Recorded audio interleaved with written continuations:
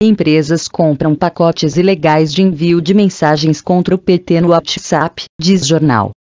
Reportagem da Folha de São Paulo afirma que empresários lançam mão de prática para beneficiar candidatura de Jair Bolsonaro, que nega. PT diz que vai acionar a justiça. Empresários compraram irregularmente pacotes massivos de envio de mensagens contrárias ao PT pelo WhatsApp, segundo reportagem publicada nesta quinta-feira pela Folha de São Paulo. De acordo com a apuração do jornal, os contratos chegam a 12 milhões de reais e, entre os compradores, está Luciano Hang, dono da Van. Ele apoia publicamente Jair Bolsonaro, PSL, e já foi obrigado pelo Tribunal Superior Eleitoral, TSE, a retirar de seu Facebook um vídeo favorável ao capitão reformado que tinha sido pago para alcançar mais pessoas. A ação, revelada pelo El País em agosto, é proibida pela legislação eleitoral, que diz que só os próprios candidatos, partidos e suas coligações podem comprar propaganda eleitoral no Facebook. Bolsonaro nega, por meio de seu advogado, qualquer participação em irregularidades. Hang também. O WhatsApp disse, em nota, que está investigando os pontos denunciados pela reportagem. O PT afirma que acionará a justiça, enquanto o PDT, de Ciro Gomes, diz que pedirá para anular a eleição. Segundo a matéria da Folha, as empresas apoiando o candidato Jair Bolsonaro compram de companhias especializadas um serviço chamado disparo em massa de mensagens no WhatsApp. Para isso, usam a base do próprio candidato ou partido ou uma base das próprias empresas que prestam o serviço, o que é ilegal porque a legislação eleitoral também não permite a compra de base de dados de terceiros. Essas bases de nomes compradas oferecem segmentação por região geográfica e, às vezes, por renda, explica o jornal. Muitas vezes, elas são fornecidas por empresas de cobrança ou por funcionários de empresas telefônicas, também segundo a Folha. O jornal diz ainda que as empresas investigadas pela reportagem estavam impossibilitadas de aceitar novos pedidos antes de 28 de outubro, data do segundo turno, por terem serviços enormes de disparos previstos para a véspera. Segundo o jornal, a prática também foi usada pelo candidato ao governo de Minas Gerais pelo Partido Novo, Romeu Zema. A companhia contratada pelo candidato, Croc Services, chegou a dizer ao jornal que não havia feito disparos massivos. Depois, no entanto, admitiu o serviço, mas negou que tenha utilizado o banco de dados de não filiados ao Novo. A prática relatada pode configurar doação de campanha por empresa, o que é ilegal. Além do mais, pode conter outra irregularidade caso se comprove que partiu de uma campanha política e não foi registrada na prestação de contas do candidato. A declaração do candidato ao TSE contém apenas o pagamento de R$ 115.000 a uma empresa que realiza serviços de mídias digitais, a AN4 Brasil Inteligência Digital, que afirmou à Folha que mantém apenas grupos de WhatsApp para denúncias de fake news, listas de transmissão e grupos estaduais chamados comitês de conteúdo, relata ao jornal. A Folha, entretanto, revela que apurou que o serviço dela não se restringe a isso. Uma das ferramentas usadas é a geração de números estrangeiros automáticos.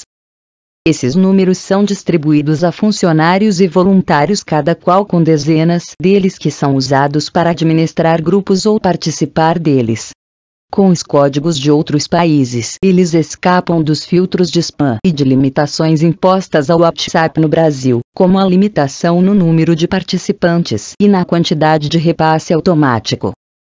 O El País entrou durante a campanha em alguns desses grupos de apoiadores do candidato Bolsonaro e constatou a existência de muitos números com códigos de outros países entre os administradores. Há números dos Estados Unidos, Portugal, Itália e Reino Unido, entre outros. Em 28 de setembro, reportagem mostrou como funciona a máquina de fake news que opera nos grupos a favor de Bolsonaro no WhatsApp. O El País acompanhou 3 grupos por 3 semanas, que publicavam juntos mais de 1000 mensagens por dia, com conteúdos que informavam, por exemplo, que as urnas eletrônicas já foram fraudadas no país, algo que nunca aconteceu. Havia na ocasião ao menos 100 grupos públicos que apoiam o capitão reformado do Exército no aplicativo. O advogado de Bolsonaro, Tiago Aires, defendeu seu cliente das acusações e disse ao jornal Valor Econômico que não há como vinculá-lo diretamente à suposta rede financiada por empresários de envio de mensagens pelo WhatsApp. De acordo com o advogado, os apoios de Bolsonaro são espontâneos e a campanha do presidenciável não pode ser responsabilizada pela conduta de simpatizantes. Esta é uma campanha muito diferente. Não é razoável que qualquer manifestação, Bolsonaro tem que ter responsabilidade. Teria que ter muito dinheiro para vigiar a conduta de todos os apoiadores, disse Aires ao jornal. PT pede investigação. O teor da reportagem levou o PT e Fernando Haddad a pedirem uma investigação sobre a suposta rede de apoio ilegal de empresários em favor da campanha de Bolsonaro. Em uma série de posts no Twitter, Haddad afirmou que a equipe jurídica da sua campanha acionará tanto a Polícia Federal quanto a Justiça Eleitoral para que as denúncias sejam apuradas. A Folha hoje comprova que o deputado Bolsonaro criou uma verdadeira organização criminosa com empresários que, mediante Caixa 2, dinheiro sujo, estão patrocinando disparos de mensagens mentirosas no WhatsApp, publicou Haddad. Ele patrocinou com dinheiro sujo uma campanha de difamação. E isso não tem prazo para acabar. Vou buscar reparação até as últimas consequências e os empresários que se envolveram nisso vão ter que responder judicialmente, complementou ele, em uma coletiva de imprensa.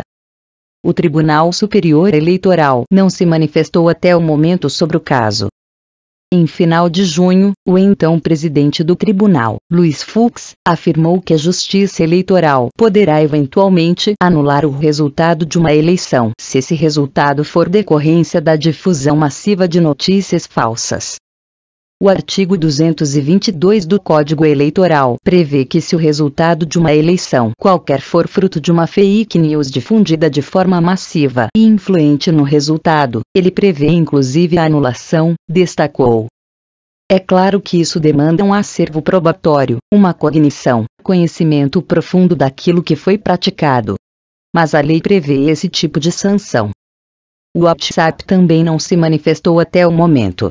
Pesquisadores brasileiros publicaram no jornal The New York Times um artigo de opinião que pedia à empresa que implemente 3 mudanças para reduzir o nível de desinformação no processo eleitoral, explicou Pablo Hortelado, professor de políticas públicas da USP, que assinou o texto com Cristina Tardáguila, diretora da Agência de Checagem de Dados, Lupa, e Fabrício Benevenuto, professor de Ciência da Computação da UFMG. Ele pedem 3 mudanças. A redução do número de reenvios de mensagens, o alcance da transmissão delas e o limite do tamanho de novos grupos, que hoje é de 256 usuários.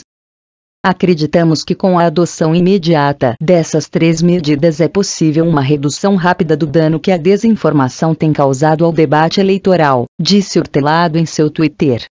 Informamos ao WhatsApp nossa proposta e a empresa nos respondeu que não há tempo para implementá-las. Nós discordamos. Na Índia, após uma série de linchamentos causados por boatos difundidos no aplicativo, o WhatsApp conseguiu implementar mudanças em poucos dias, complementou.